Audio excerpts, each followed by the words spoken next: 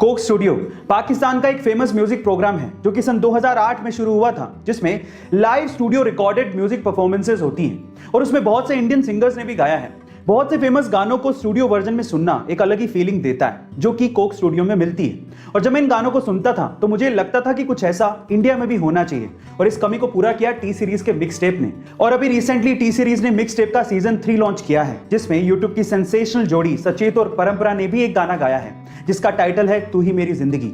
ये गाना उन्होंने इतनी खूबसूरती से गाया है जो कि आपके दिल को छू लेगा। गाइस, क्या आपने वो गाना सुना है और आपको वो गाना कैसा लगा? कमेंट सेक्शन में जरूर लिखिएगा। और ऐसे अमेजिंग वीडियोस के लिए शेयर, सब्सक्राइब एंड लाइक। मिलता है अगली वीडियो में। इलेक्ट्रिक व्हीकल आने वाला भविष्य है और बड़ी बड़ी कंपनियां इसमें अपना हाथ आजमा रही हैं, और उनमें शायद सबसे आगे है BMW, क्योंकि BMW ने रिसेंटली अपने इलेक्ट्रिक स्कूटर के कॉन्सेप्ट को जमीन पर उतार दिया है। गाइस, इस इलेक्ट्रिक स्कूटर का नाम है BMW CE04, जिसका डिजाइन इतना खूबसूरत है कि उसके डिजाइन से मुझे प्यार हो गया है। पहली बार इस स्कूटर को देखने के बाद आपको हॉलीवुड के किसी साइंस फिक्शन मूवी के सीन की याद आने लगेगी। गाइस, इसमें नेविगेशन सिस्टम और स्मार्टफोन कनेक्टिविटी के साथ एक बड़ी TFT स्क्रीन स्कूटर पर लगाई गई है। इसकी दमदार बैटरी 4.5 घंटे में चार्ज हो जाती है, और एक बार फुल चार्ज होने के बाद इससे आप 130 किलोमीटर तक का सफर तय कर सकते हैं। इसके डिजाइन को देखते हुए ये अंदाजा लगाया जा रहा है कि इसकी कीमत 2 लाख रुपए से शुरू होगी। गाइस, आपको BMW का इलेक्ट्रिक स्कूटर कैसा लगा? कमेंट सेक्शन में जरूर लिखिएगा। और ऐसे अमेजिंग वीडियोस के लिए शेयर, सब्सक्राइब एंड लाइक। मिलता है अगली वीडियो में। जब वो पैदा हुआ तो उसके शरीर में 40 फ्रैक्चर्स थे। डॉक्टर्स ने कहा कि 2 दिन से ज्यादा तक जिंदा ही नहीं रह सकता, लेकिन वो कहते हैं ना, जाको राके साइया मार सके ना कोई, कुछ ऐसा ही हुआ। वो बच्चा जी गया। फिर डॉक्टर्स ने फाइनली उसका इलाज शुरू किया, लेकिन पेरेंट्स को कहा कि प्लीज आप अगले 6 महीने तक इसको हाथ मत लगाइएगा, क्योंकि उसको हाथ लगाती उसकी हड्डियां टूटने लगती थी। फाइनली ये 15 साल का लड़का, जिसके शरीर में टोटल 140 फ्रैक्चर है, जिंदा दिली की मिसाल है। वो अमेरिका का एक फेमस रैपर और एक मोटिवेशनल स्पीकर भी है। Yes, I am talking about Sparsha, जिसने Eminem के गाने आई एम नॉट अफ्रेड को उससे भी तेज गाकर रिकॉर्ड बना दिया, जिसको YouTube पर अभी तक 14 मिलियन से ज्यादा हार्ट्स मिल चुके हैं। I'm not afraid to take a stand. Guys, यहां सीखने लायक बात यह है कि हालात कैसे भी हो, आपको जिंदगी जीने का जज्बा होना चाहिए, तब आप कुछ भी कर सकते हो।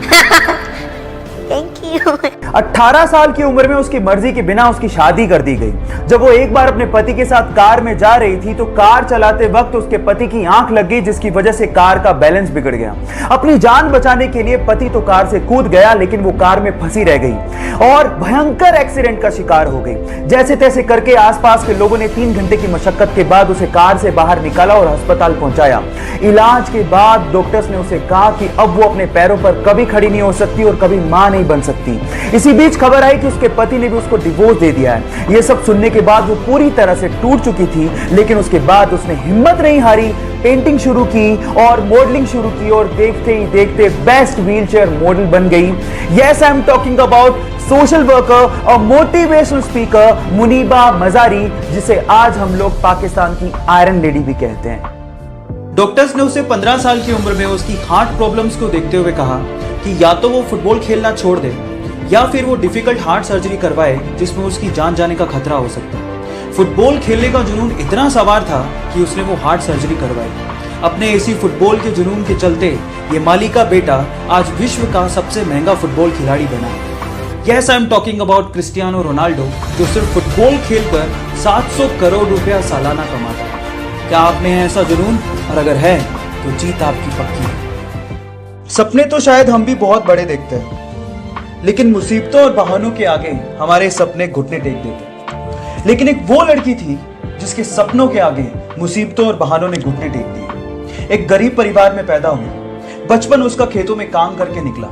15 साल की उम्र में उसने सोचा कि वो बॉक्सिंग में अपना करियर बनाएगी। घर से कोई सपोर्ट नहीं था, ना ही ट्रेनिंग के लिए कोई सुविधाएं थी, लेकिन उसकी जिद के आगे सारी मुसीबतों ने घुटने टेक दिए। जी हाँ, मैं बात कर रहा हूं 6 times world amateur boxing champion, 5 times Asian women championship winner, Asian games 2014 gold medalist, Olympics 2012 bronze medalist, 2013 Padma Bhushan winner, 2003 Arjun award winner and 2006 Padmashri Mary Kom. So guys, believe in you, क्योंकि जिद है तो जीत पक्की है। गाइस, महात्मा गांधी जी को हम ही नहीं पूरी दुनिया शांति दूत के नाम से जानती है। मतलब जब भी पीस या शांति की बात आती है तो हम लोग महात्मा गांधी जी का नाम लेते हैं। लेकिन इसी से जुड़ा एक बहुत ही अनबिलीवेबल फैक्ट मैं आपको बताने जा रहा हूं। क्या आपको पता है कि महात्मा गांधी जी का नाम 5 बार, जी हां 5 बार नोबेल पीस प्राइज के लिए नॉमिनेट किया गया, लेकिन उन्हें एक भी बार इसके लिए चुना ही नहीं गया। कितनी अजीब सी बात है कि पूरी दुनिया उनका नाम शांति के लिए लेती है, लेकिन शांति का सबसे बड़ा प्राइज, नोबेल प्राइज, उन्हें कभी दिया ही नहीं गया। इसके बारे में आपका क्या ख्याल है और आप इसके बारे में क्या सोचते हैं, चैट सेक्शन में लिखना मत भूलिएगा। गाइस, गूगल और यूट्यूब का एक बहुत ही इंटरेस्टिंग फैक्ट अभी मैं आपको बताता हूं। क्या आपको पता है कि सन 2006 में गूगल ने यूट्यूब को 1.65 बिलियन डॉलर्स में खरीदा था। और मजे की बात यह है कि गूगल ने उस टाइम यूट्यूब का सीईओ सुजैन वोजित्स्की नामक महिला को बनाया, और ये वही महिला थी जिसने 1998 में लैरी पेज और उसके दोस्त को गूगल कंपनी को स्टार्ट करने के लिए अपना गैराज रेंट पे दिया था, और बाद में एज एन एम्प्लॉय उसने गूगल कंपनी को ज्वाइन कर लिया और आज वो यूट्यूब की सीईओ हैं। क्या ये इंटरेस्टिंग फैक्ट इसके पहले तक आपको पता था? और अगर नहीं पता था तो YouTube पे ऐसे इंटरेस्टिंग फैक्ट के लिए हमें सब्सक्राइब कर लीजिए या फिर इंस्टाग्राम पे फॉलो कर लीजिए। मिलते हैं अगली वीडियो में।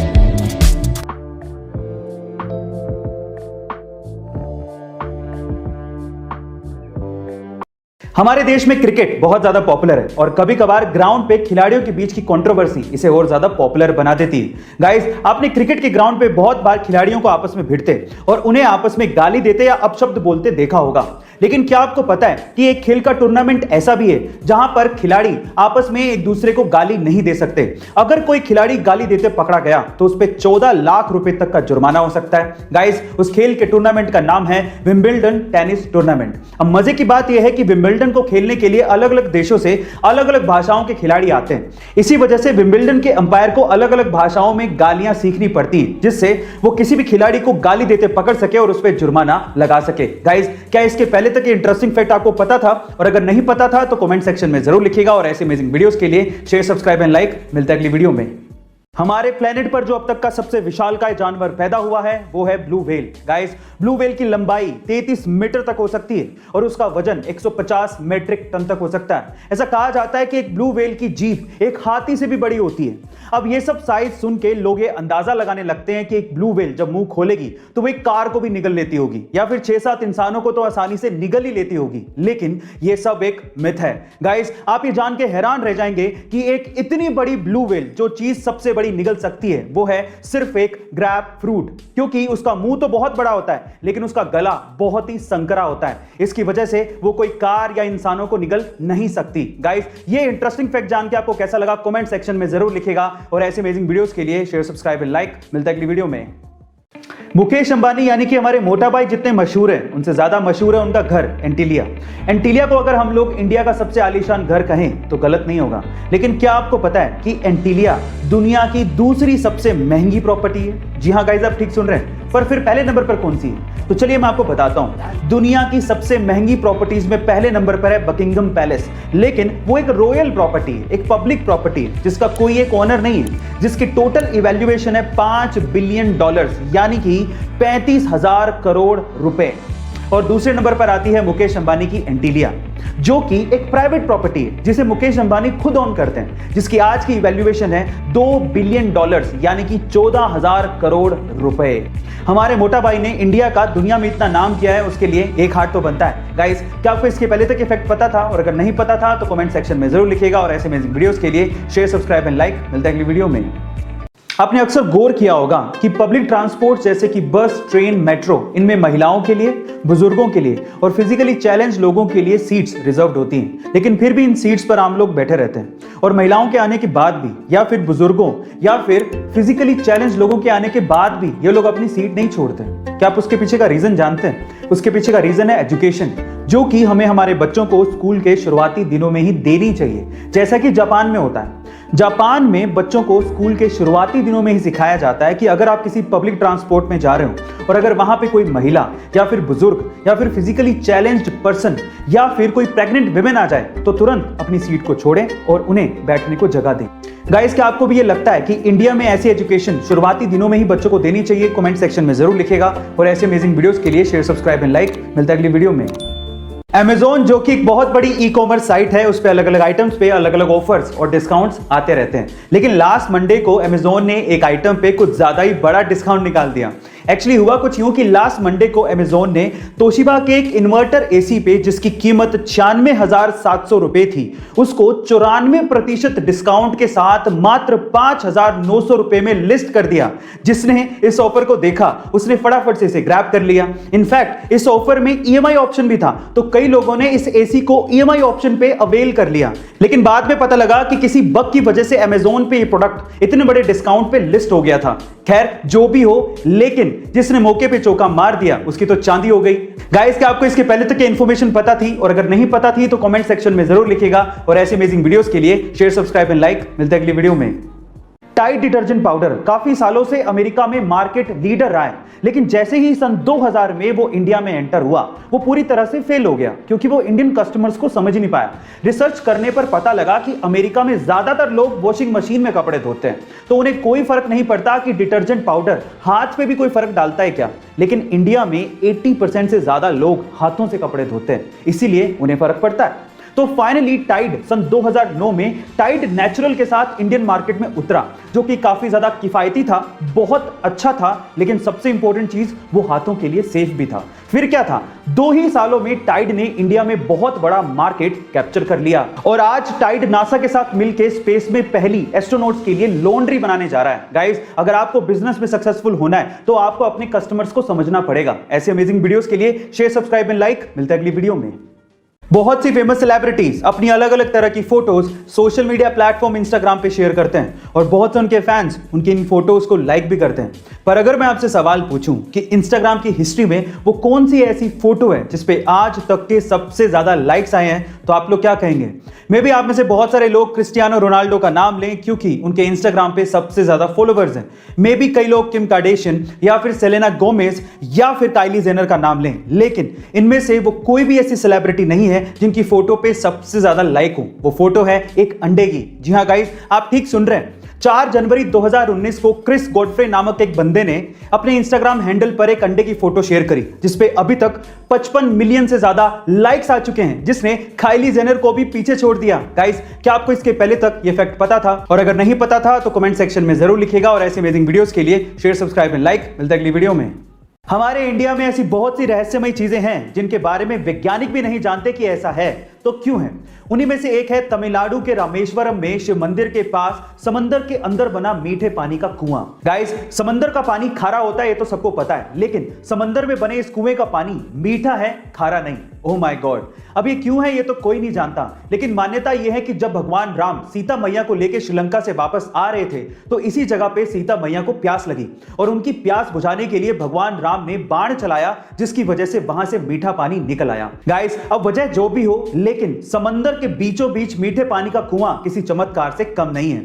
आपको इस कुएं के बारे में सुनकर कैसा लगा कमेंट सेक्शन में जरूर लिखिएगा। और ऐसे अमेजिंग वीडियोस के लिए शेयर, सब्सक्राइब एंड लाइक। मिलते हैं अगली वीडियो में। एक बाप चाहता था अपने छोटे से बच्चे को कि वो पैसा कमाना सीखे, तो उसको बोल दिया कि आज तुझे खाना तभी मिलेगा जब तू एक पैसा लेके आएगा, मेरे हाथ में देगा, तुझे खाना दूंगा मैं। तो वो गया तो अपने चाचा के पास चला गया। चाचा को बोलता है, चाचा आज पापा ने कहा है कि मुझे पैसा तभी मिलेगा जब मेरे हाथ में 1 रुपया होगा, एक पैसा होगा, 1 रुपया होगा जो भी। तो चाचा ने उसको 1 रुपया दे दिया। समझ में आ रहा है? चाचा ने 1 रुपया दे दिया। अब वो भागते हुए पहुंचा, पापा ये लो 1 रुपया। पापा ने वो पैसा 1 रुपया कुएं में डाल दिया। हट, ठीक है, उसको दे दिया खाना। अगले दिन भी यही बोला, जब तू 1 रुपया लेके आ तुझे तभी मिलेगा। फिर अगले दिन वो, अब चाचा से डेली तो मांग नहीं सकते, समझ में आता है? तो अगले दिन किसी और रिश्तेदार के पास पहुंच गया, उसने 1 रुपया दे दिया, फिर वो कुएं में फेंक दिया। समझ में आ रहा है? और फिर उसको खाना दे दिया। ऐसे करके डेली उसको बोलते तू 1 रुपया लाएगा तब तुझे खाना मिलेगा। सारे रिश्तेदार खत्म हो गए और जिस जिससे मांग के ला रहा था उन रिश्तेदारों को पापा ने बोल दिया कि अगली बार तूने पैसा दिया मेरे बच्चे को तो तेरी खैर नहीं। एक दिन ऐसा था कि वो चाचा के पास गया, पापा के पास गया, चाचा के पास गया, ताया के पास गया, सबके पास चला गया। समझ में आ रहा है? किसी ने उसको पैसा नहीं दिया। अब उसको पता लगा कि अब 1 रुपया नहीं दूंगा तो भूखा मरूंगा। तो उस बच्चे ने निराश हताश होके वो गांव में घूमता रहा। एक जगह पे एक लकड़हारा लकड़ काट रहा था। उसने लकड़ी तो वैसे काटती तो चीरे कर रहे थे छोटे छोटे। तो वो कहता है कि आपके पास कोई काम है क्या, मुझे 1 रुपया, अब आप मुझे 1 रुपया दे सकते हो क्या? ऐसे उसने पूछा, आप मुझे 1 रुपया दे सकते हो क्या? बोले कि दे तो सकता हूँ, लेकिन उसके लिए तुम्हें काम करना पड़ेगा। तो बोला क्या काम करना है? बोले कि मैं लकड़ी काट रहा हूँ, इन लकड़ियों को बस वहां पे जचाना है, मैं तुम्हें 1 रुपया दे दूंगा। समझ में आता है? तो वो 2-3 घंटे तक लकड़ियों को जचाता रहा, पूरा काला हो गया, थक गया। और फिर जब उसने 1 रुपया हाथ में देखा ना, उसने दिया उसको, काम करने के बाद 1 रुपया हाथ में, उसने इसको मुट्ठी में बंद कर लिया। और फिर वो गया अपने पापा के पास, पापा 1 रुपया, ऐसे खोल के दिखाया, पापा 1 रुपया। पता है, वो समझ तो गए थे कि इस बार ये मेहनत से कमा के लाया, क्योंकि सारे रिश्तेदारों को तो मना कर दिया था, फिर भी 1 रुपया लाया तो मेहनत से कमा के लाया होगा। फिर भी उसके पापा ने क्या किया पता, वो 1 रुपया लिया और कुएं में फेंकने की कोशिश करी। ऐसे फेंक ही रहा था तो वो जोर से चिल्लाया, पापा ये मेरी मेहनत के पैसे हैं, प्लीज इसे मत फेंको। समझ में आ रहा है? पापा ये मेरी मेहनत के पैसे हैं, प्लीज इसे मत फेंको। बस उसके बाद से ना उसके बाप ने उससे पैसा नहीं मांगा खाने के लिए, क्योंकि उसे यही पाठ पढ़ाना था कि पैसे की वैल्यू क्या होती है और कमाया कैसे जाता है। तो वो बच्चा सीख गया कि कमाया कैसे जाता है। तो समझो यहां पर हर एक छोटी छोटी चीज ना मायने रखती है। तो ये ऐसा मत सोचो कि हम लोग कमा नहीं सकते।